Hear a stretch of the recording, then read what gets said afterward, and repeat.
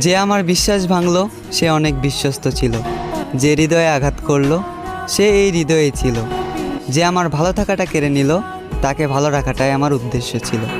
আমি তোমাকে বিশ্বাস করেছিলাম, রেখেছিলাম এই হৃদয়ে, বেঁধেছিলাম ছোট্ট একটা ঘর। তুমি হবে অন্য কারো বউ, তোমাকে স্পর্শ করবে অন্য কেউ, আর আমি হব পর।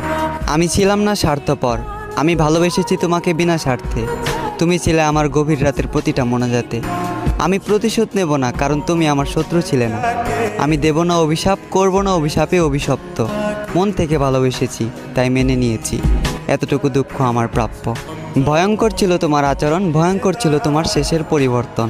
তুমি আমাকে নিয়ে খেলা করেছ, আর আমার ভালোবাসাটা ছিল তোমার কাছে পুতুল খেলার মতন, যে খেলায় তোমার হলো জিত আর আমার হলো মরণ।